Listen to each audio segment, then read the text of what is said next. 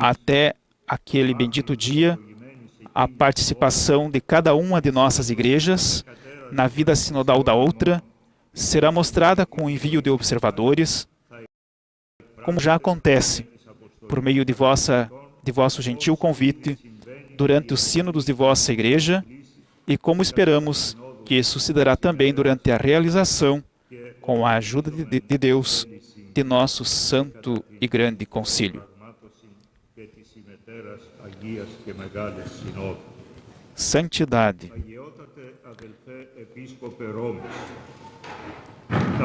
Os problemas que a coincidência histórica levanta hoje frente a nossas igrejas nos impõem que superemos o girar em torno a nós mesmos para afrontá-los com a mais estreita colaboração possível.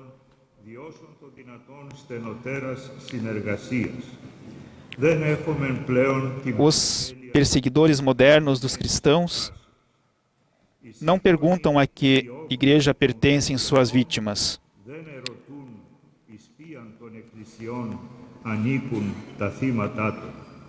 A unidade pela qual nos comprometemos se realiza já em algumas regiões, infelizmente, através do martírio. Tenhamos em comum a mão, o homem moderno, a mão do único que pode salvá-lo através de sua cruz e de sua ressurreição. Com estes pensamentos e sentimentos, expressamos também agora a alegria pela presença entre nós de vossa santidade, agradecendo e rezando ao Senhor que pelas intercessões do que celebramos hoje, o primeiro apóstolo chamado e de seu irmão em carne, Pedro, proteja sua igreja e a conduza ao cumprimento de sua santa vontade. Bem-vindo entre nós, muito querido irmão. As palavras do patriarca Bartolomeu I, dirigido ao Santo Padre, que agora também ele dirige suas palavras na conclusão dessa divina liturgia. O Santo Padre falará em italiano. Carissimo fratello Bartolomeo. Santidade, caríssimo irmão Bartolomeu. Muitas vezes, como arcebispo de Buenos Aires, participei da divina liturgia das comunidades ortodoxas presentes naquela cidade. Mas poder encontrar-me hoje nessa igreja patriarcal de São Jorge para a celebração do Santo Apóstolo André, o primeiro chamado irmão de São Pedro, patrono do patriarcado ecumênico, é verdadeiramente uma graça singular que o Senhor me dá.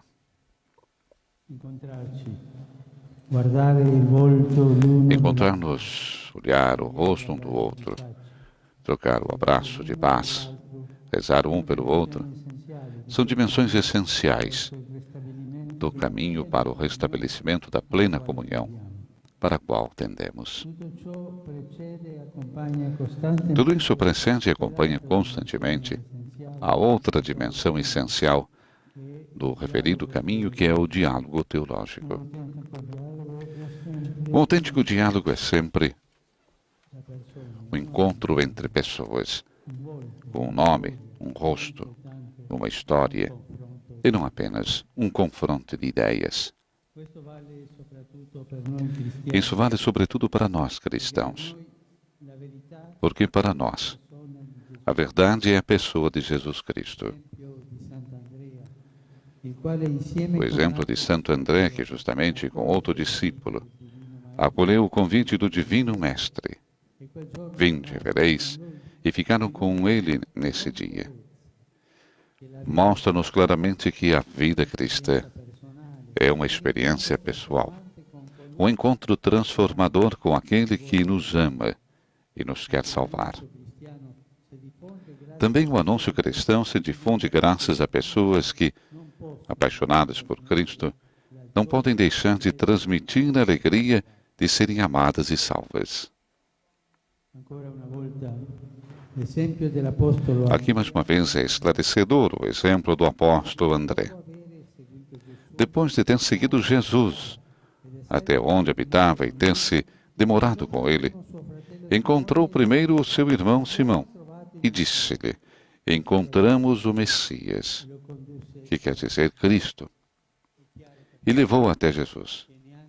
Fica assim claro que nem sequer o diálogo entre cristãos pode subtrair-se a essa lógica do encontro pessoal.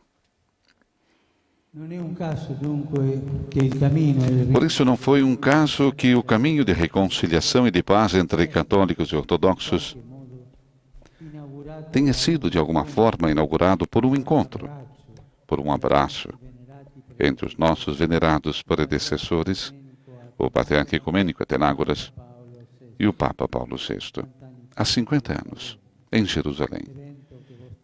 Um acontecimento que Vossa Santidade e eu quisemos recentemente comemorar, encontrando-nos de novo na cidade onde o Senhor Jesus Cristo morreu e ressuscitou. Por feliz coincidência, esta minha visita acontece poucos dias depois da celebração dos 50 anos da promulgação do decreto do Concílio Vaticano II sobre a busca da unidade entre todos os cristãos, Unitatis Redintegratio.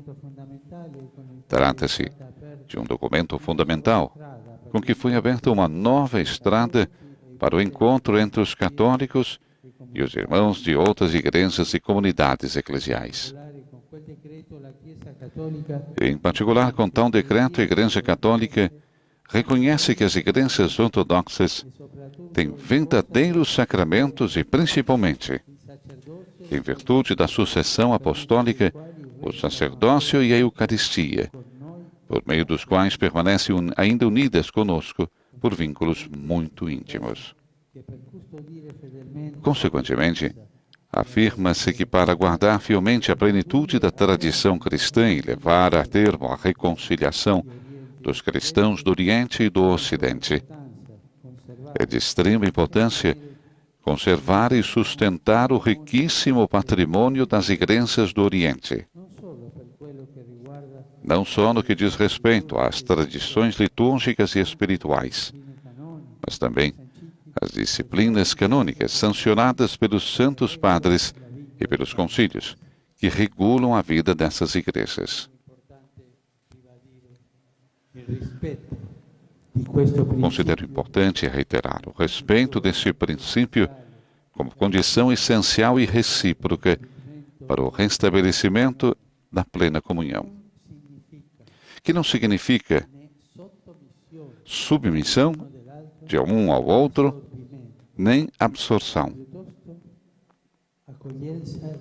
mas sim acolhimento de todos os dons que Deus deu a cada um, para manifestar ao mundo inteiro o grande mistério da salvação, realizado por Cristo Senhor, por meio do Espírito Santo. Quero assegurar a cada um de vós que, para se chegar à suspirada meta da plena unidade, a Igreja Católica não tem intenção de impor qualquer exigência, exceto a da profissão da fé comum, e que estamos prontos a buscar juntos, à luz do ensinamento da Escritura e da experiência do primeiro milênio, as modalidades pelas quais garantir a necessária unidade da Igreja nas circunstâncias atuais. A única coisa que a Igreja Católica deseja e que eu procuro como Bispo de Roma, a Igreja que preside na caridade, é a comunhão com as igrejas ortodoxas. Esta comunhão será sempre fruto do amor que foi derramado nos nossos corações pelo Espírito Santo que nos foi dado. Amor fraterno que dá expressão ao vínculo espiritual e transcendente que nos une como discípulos do Senhor. No mundo atual erguem-se com intensidade vozes que não podemos deixar de ouvir. pedindo às nossas igrejas que vivam plenamente como discípulos do Senhor Jesus Cristo. A primeira dessas vozes é a dos pobres. No mundo há demasiadas mulheres e demasiados homens que sofrem por desnutrição grave, pelo desemprego crescente, pela alta percentagem de jovens sem trabalho e pelo aumento da exclusão social que pode induzir a atividades criminosas e até mesmo ao recrutamento de terroristas. Não podemos ficar indiferentes perante as vozes desses irmãos e irmãs. Eles estão nos pedindo não só que lhes demos uma ajuda material, necessária em muitas circunstâncias, mas, sobretudo, que os ajudemos a defender a sua dignidade de pessoas humanas, de modo que possam reencontrar as energias espirituais para levantarem e voltarem a ser protagonistas das suas histórias. Além disso, pede-nos para lutar à luz do Evangelho contra as causas estruturais da pobreza, a desigualdade, a falta de um trabalho digno, da terra e da casa, a negação dos direitos sociais e laborais. Como cristãos, somos chamados a vencer juntos a globalização da indiferença, que hoje parece deter a supremacia, e construir uma nova civilização do amor e da solidariedade. Uma segunda voz que brada forte é a das vítimas dos conflitos em muitas partes do mundo.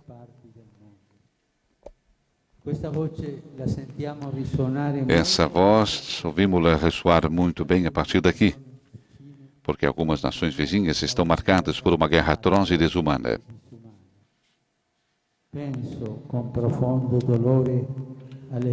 Penso nas tantas vítimas do insensato.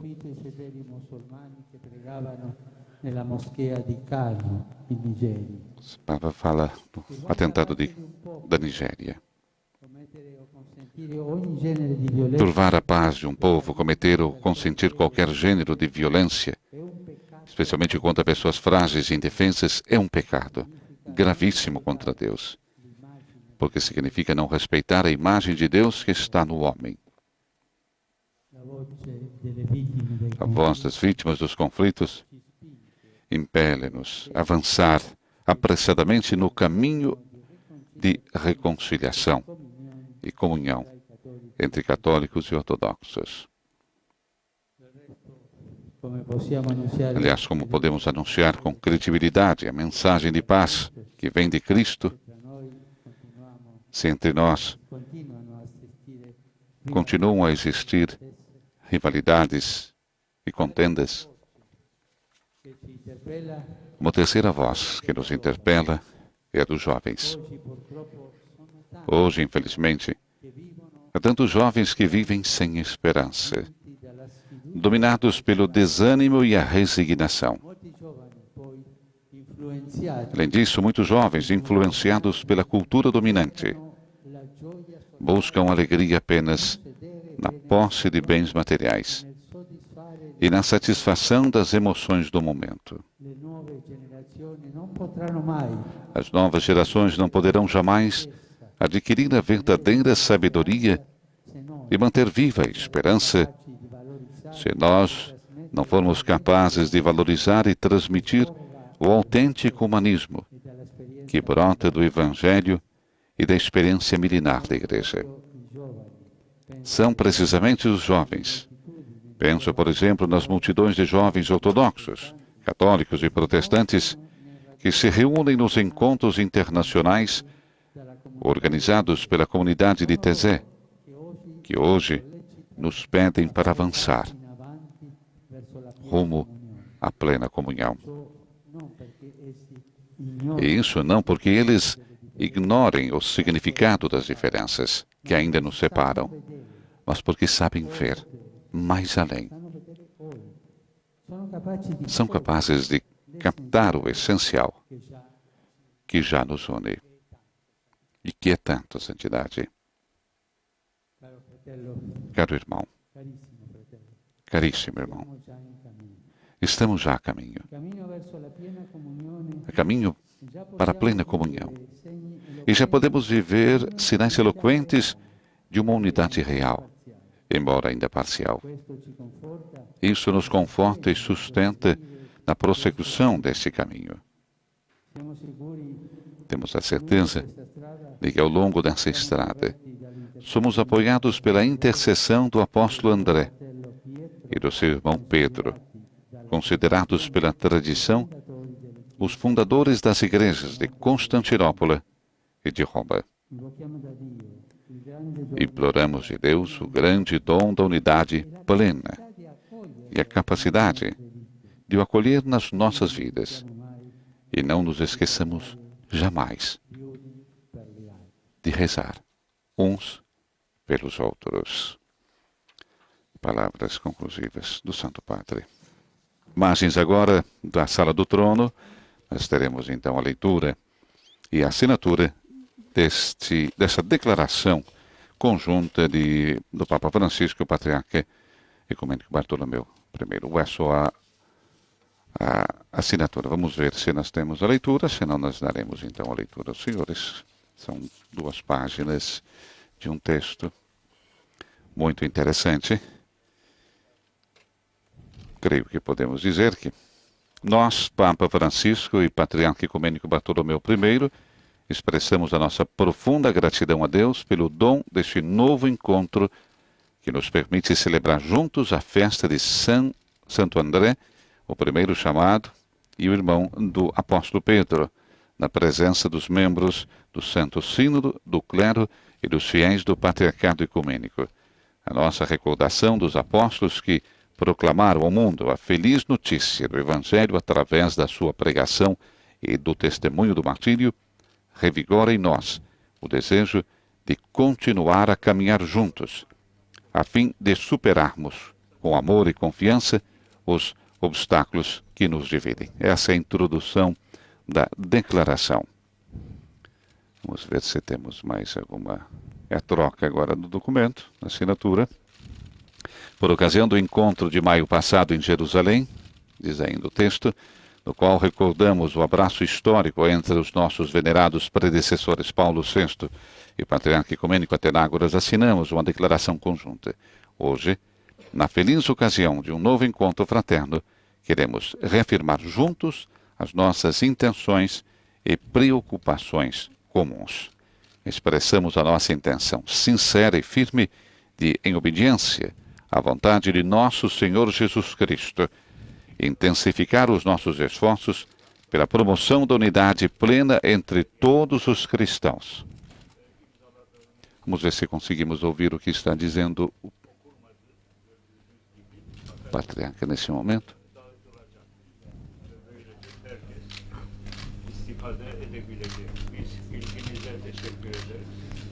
Difícil de compreender o que está dizendo, mas falando justamente ainda desta declaração, na qual faz voto de intensificar os esforços pela promoção da unidade plena entre todos os cristãos e, sobretudo, entre católicos e ortodoxos.